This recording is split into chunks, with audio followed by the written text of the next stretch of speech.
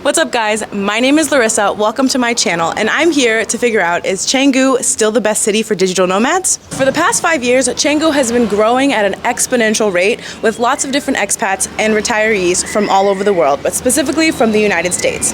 Through the times of the pandemic, it was a boom that was absolutely unprecedented. So I'm here to see, is it still the place to come if you want to be a digital nomad? These are according to lifestyle, price, and activities. I would venture to say that Canggu is probably the most expensive area that's located in Bali in general, because there is a regular expat population as well as retirees who come here to make their dollar stretch a bit further.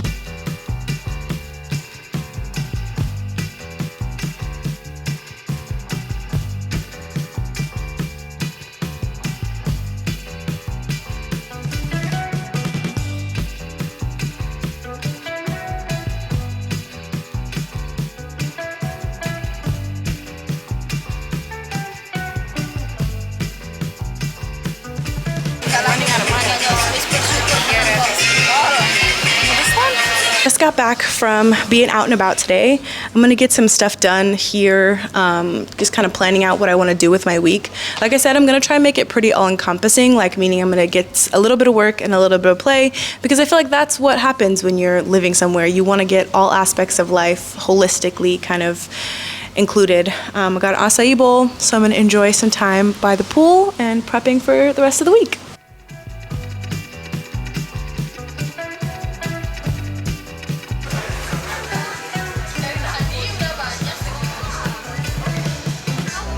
Today is Monday. I'm getting a little bit of a later start, but one thing to note when you are living here as a full-time digital nomad is kind of like time is a little less relative, because at least from the United States, because for example, right now it is literally the middle of the night in the United States. So I think like it would really suck to try and take Zoom calls, because when you take Zoom calls there during working hours, it's the middle of the night here. So it's like literally flipped in time and opposite. So it's not as big of a deal, I would think, if whatever your digital nomad job is gonna be, like to be physically on Zooms in the same time zone as California. But all that to say, the things that I need to get done today are not really like time specific, or they're a little bit of a slower start today, but I'm actually going to head to a really popular gym here, which also has a co-working space. It's kind of expensive, but I really just want to like run the gambit and show you guys what all your options are in coming here to be a digital nomad. So one of those would be fitness. So we're gonna go to a gym today. I'm gonna check out the pricing to show you guys what it is, and I'm going to also do some co-working there and get some stuff done today.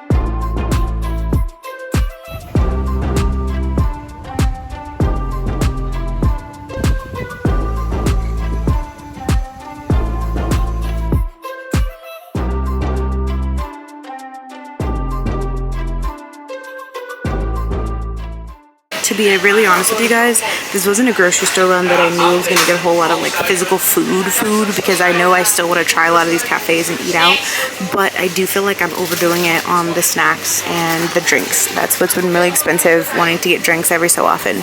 So I'm gonna pick up a couple of snacks, some fresh fruit, and have some stuff at my place.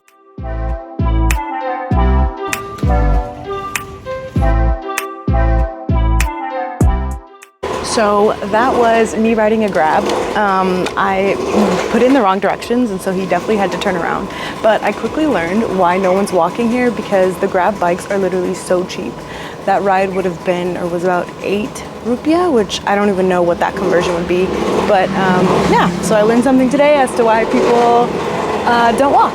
Even though I kind of enjoy walking, but there's literally no sidewalks, so that part makes sense. So I got my groceries maybe about 2 o'clock, so I'm gonna go ahead and finish the rest of what I needed to do today. But to be honest with you, this is kind of the best time to start working, because once you hit around 6, I feel like that's when you might be able to get a response from people still in the United States. So if you're looking to receive any responses to emails, anything like that, like at least East Coast time, 6, 7, that's 6 or 7 a.m. there. So I anticipate probably working pretty late into the night because I do have some emails that I need correspondence on. So I'm gonna go back, get to work there, and probably in the night doing that.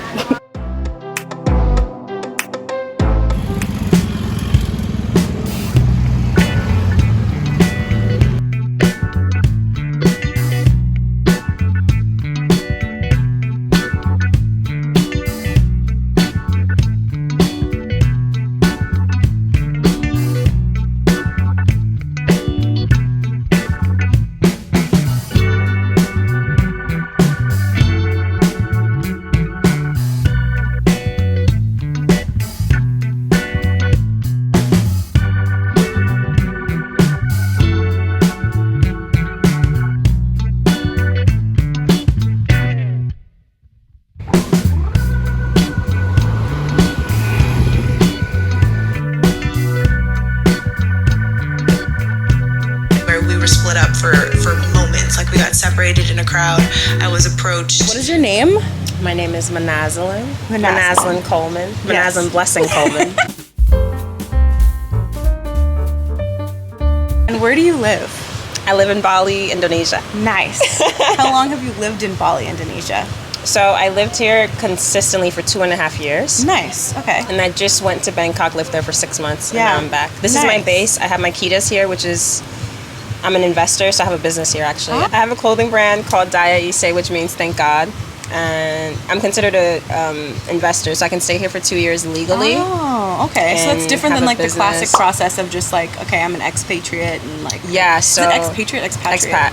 Just What is expat. expatriate? I don't even know. So when you come here, you can get a business visa, you can get an investor visa like Akitas, or you can just do like a tourist visa. Got I was you. kind of living off of that, but the thing is you have to do a visa run. Right. So after 30 days, you have to like leave the country. Got and you. that gets annoying. Right. That's like kind of limiting in how long. Right. And then the business visa, you can do maybe like, you can stay for 4 months. Eventually, you just have to keep leaving. Yeah. So I was just like, you know what, let me just get my Kitas. I like it here, so.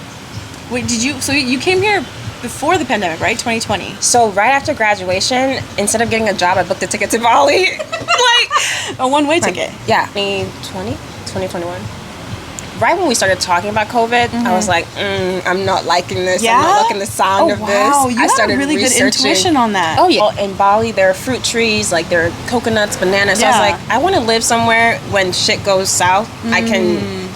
We can thrive. We can still thrive You're with like, the land. well, you know, this is all right. So that was literally why I came. I was like, yeah. That's like a crazy time to make that transition. That's amazing. What have you found to be things that are like on the difficult side of like coming and committing to be like living here, like as an expat? The only difficult part is that majority of my friends and family are in America. Yeah. If I could bring everyone here, my life would be like, this is different. 1,000% amazing. That's what I noticed in Hampton too. I felt like I don't need a place. I need the people from the place. You know what I Yes. mean? And it's like, Yes. once you have the people, once you develop a community, then it's like, all right, I feel home again. Yes. Home is within you. Right. Like even going to Bangkok for the 6 months, I made a community there. So now I can go to Bangkok at any time and feel home. Yeah. Yeah. That's why I love Nice. traveling. I feel like you can travel and then make little Pockets. of Pockets of home, home. of space. Because you can meet good people. You can come back to Bali now. You in Bali. Look at You know what that. I mean? Yeah. Did you find it though when you were developing your community here? Did you find it easy, hard?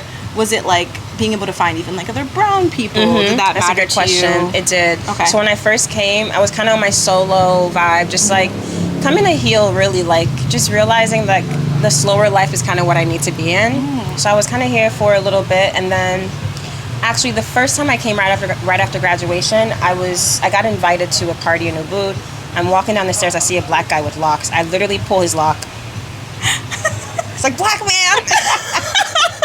I've missed you. And then I met him and his friend, and then they started creating this group called Black in Bali, which is so much bigger now. I was gonna say, my friend went to one of the Black and Bali Yes. things. She was here before I got here, but she went to one of the Black and Bali events. So like they kind of just invited me to like, and that's where I met the black people. I lucked out. I met the You're like, I go where black people go. right. So I met the leaders of them, and then they kind of like just put me in the family. Yeah. So from that month, and then I went back to COVID. When I came back, I kind of just met them again. Yeah. And then I just went to a cafe one day and met a beautiful black lady, Ahlam, if you're watching this, I love you.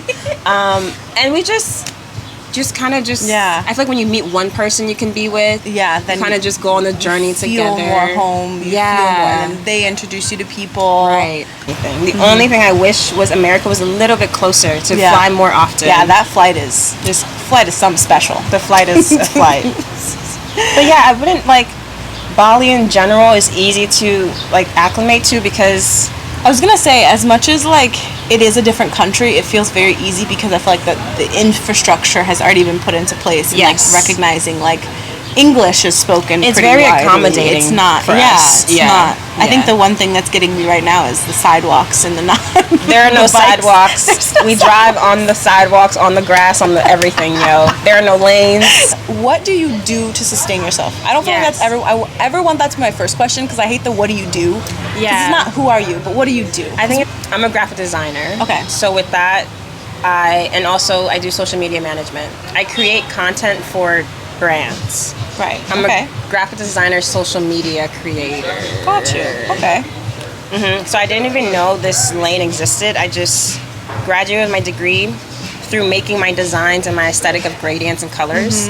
Which are beautiful, by the way. I went viral from doing that. I kind of created my own lane with graphic design and social media, and that's how I sustain myself. Yeah. Nice. So now I do social media management. So I create content and I also like manage other people, growing. like other accounts, or do you more like businesses accounts kind of thing? I do like personal accounts that can pay. Got you. Right. Yeah, No, it's like- not free out yeah, there. yeah. Gifting is cool, but like, we got to get past. So literally, the some of your gifting. favorite Instagrams, it's me creating the art, but no one really knows it's me. You're like the guy behind the mask. Yeah, yeah. So that's what I do. Pull off the mask and it's Manaz. So what has your experience been like being a black woman, being a darker skinned black woman in Asia? I love it. And okay. I haven't had any issues. Yeah. The only time I had an issue was when I went to India. It wasn't really an issue. This lady was she looked at me, she's like, nigga. Like it just came out? I think she was just shocked. It was Yeah. like a really old town too, so I was like, I didn't take it too seriously. I was just Yeah. like, girl, we don't even use that word anymore. Like, Yeah. no. She said Negro. She said Negro. I was gonna say niggas like very colloquial. She said Negro. You know what I mean? She said Negro, and I was like, you are so vintage. Like, Yeah, you're old. You're for that. old. You're old so for that. old. So like, I really didn't care. Yeah. That's the only thing I can think of. Yeah. I feel good. Yeah, no, that's good to know. That's really good to know. 'Cause Yeah. I know that that's probably a lot of black expats also like A fear. the criteria list. You know what I mean? There's like obviously price of like where you're gonna move to, And lifestyle, and can we actually live there for and real? can we live there safely, not being judged all the time, Yeah. stared at all the time. So Yeah. it's a question I have to ask. You've told me some about this, but dating. Did you date a lot here before you met your mans? Nar.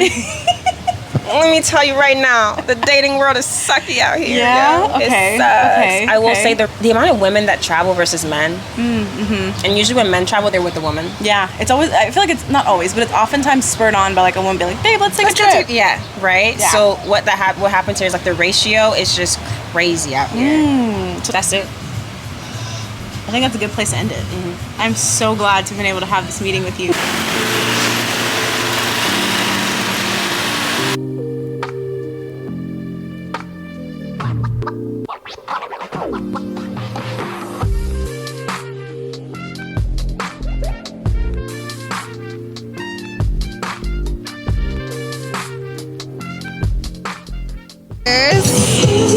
How do you feel about turning 24? I feel great.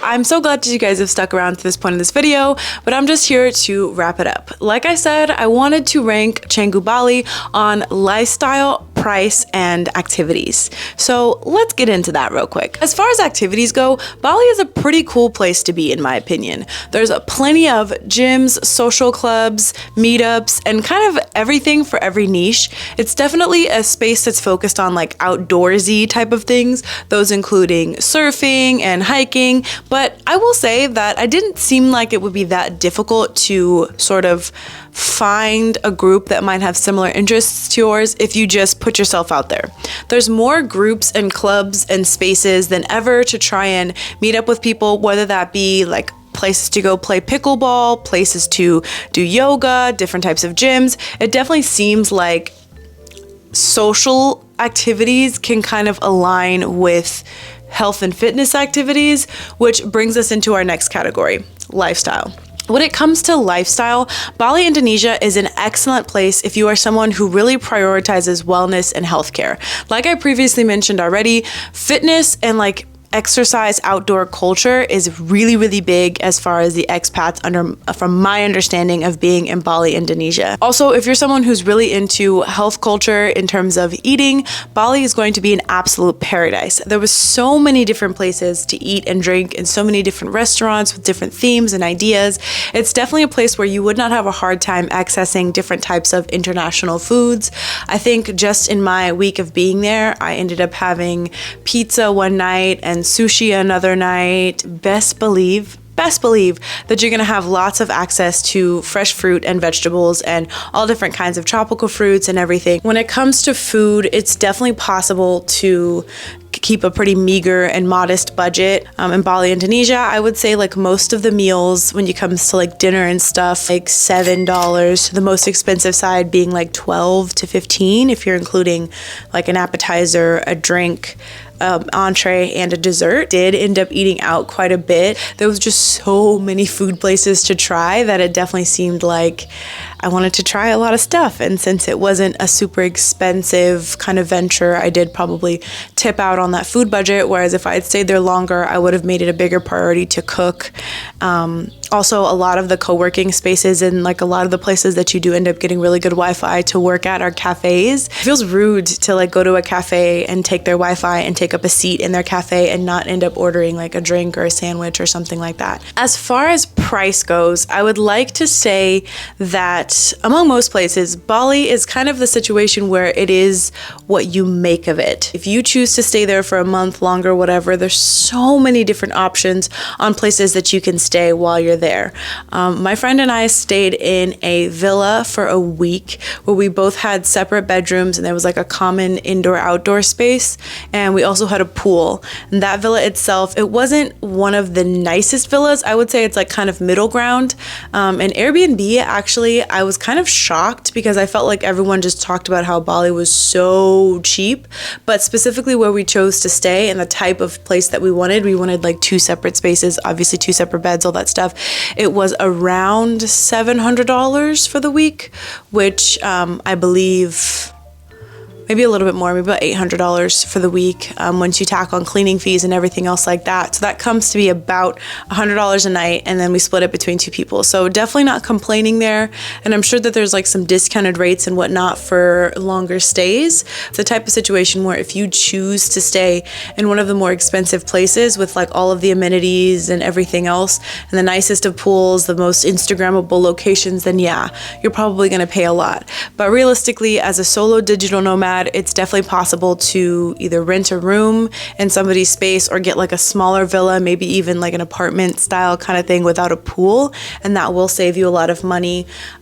Just in my walking around and exploring the city, I saw all different kinds of options in Canggu in terms of like boarding houses that are renting out just solo rooms, and it's more like a communal space for just 1 bedroom for digital nomads per month, even up to like spaces where lots of like luxury companies are starting to sell apartments and condos that are in the 300,000s, 400,000s, but you'd have a luxury condo in the middle of Canggu. It's up to you to kind of decide how you want to spend and what you want to do in that realm. Something else to consider when it comes to being a digital nomad in Bali, Indonesia, is that there is a massive time difference. So when you're considering something like taking a meeting, the time difference from Bali, Indonesia to New York City and the East Coast of the United States is 12 hours, and the time difference between Bali, Indonesia, and Los Angeles on the West Coast is 15 hours. So if you were to be taking a meeting in New York at 3 p.m., that meeting would be occurring at 3 a.m. in Bali, Indonesia. And honestly, that kind of seems like, in my opinion, it affects the kind of digital nomads that live in Bali. Like Manaz is a content creator slash, like she creates content for brands. And a lot of the people that I did at a meeting there were kind of like solopreneur, solo employed, like solopreneurs, because not a lot of them had like the restrictions of like a typical needing to be typically operational during business hours in California, New York, or anywhere in the West Coast. So I think that's definitely something to consider, because if you're someone who said who runs on a classic United States 9 to 5, a lot of content creators there, a lot of, like I said, entrepreneurs, real estate investors, just people who don't have traditional schedules. So that's also like something to consider. Final thoughts. Let's see.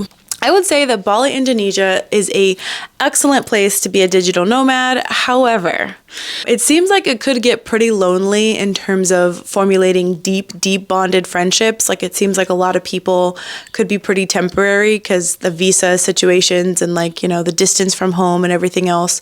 So that's definitely something to think about. It's a digital nomad destination, but it could be pretty temporary. Also, it's super crowded, you guys. Like, I don't know how else to describe this, and it doesn't really seem like there's a particular rush hour. Like, this is something that's also affecting Bali, Indonesia in general, not just Canggu or Seminyak, but it is extremely crowded. So it's like, if you're thinking, oh, I'm gonna, you know, get some work done in the morning and then take a day trip out to a waterfall, or, you know, take a couple hours trip out to a waterfall, take you hours, not just based on distance, but based on traffic, even just getting out of the Canggu, Seminyak area itself.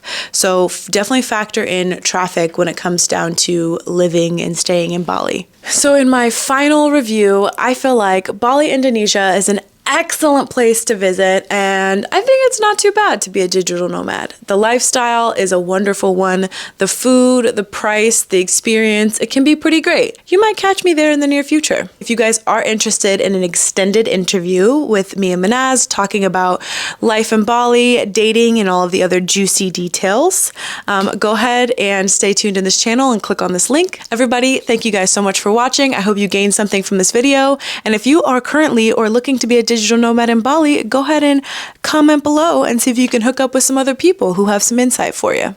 All right, bye guys. As always, stay traveling.